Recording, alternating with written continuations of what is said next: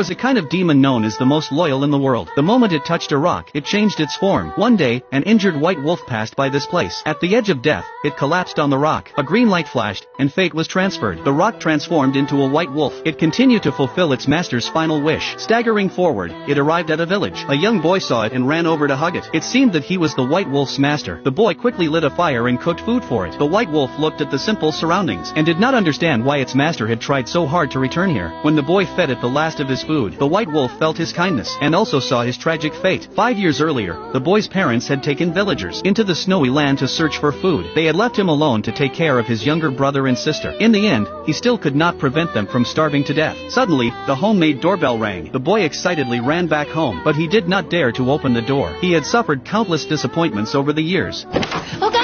Looking at the still lonely room, the boy let out a long sigh. It turned out that a fish had been caught by a rope. At night, he drew his parents and friends on the wall. Then he packed his belongings and set out with the white wolf to look for his family. After some time, he discovered direction markers left by villagers. This made him believe even more that his parents were waiting ahead. At night, he set up a tent and lit a fire to stay warm. The white wolf seemed to sense danger and stared at the boy without blinking. Over the next few days, they found more markers. With the white wolf beside him, the journey felt safer. But the farther they went, the stronger the wind and snow became. Suddenly, the ice cracked, and the boy fell through. After climbing out, he took off his clothes to avoid frostbite. Even so, tree branches cut his eye. After returning to the tent and bandaging the wound, he held the white wolf and fell into a deep sleep. That day, the storm grew even stronger. The pain from the wound made it impossible for him to continue. Looking at the frostbitten injury, the boy knew his life was coming to an end. He forced a smile so the white wolf would not worry. Even though he could barely move, he kept searching. Finally, he saw another direction marker. He limped toward it. What he saw was despair. A blood-red cross was marked on the arrow. Looking at the destroyed village in the distance, the boy tried to comfort himself. He told himself that if he walked a few more days, he would surely meet his parents, but he still cried in despair. In the end, the boy decided to turn back. The worsening wound made every step painful. The white wolf bit the rope and dragged him back home at last. The boy caught a severe cold and developed a high fever. Even so, he got out of bed to cook food for the white wolf.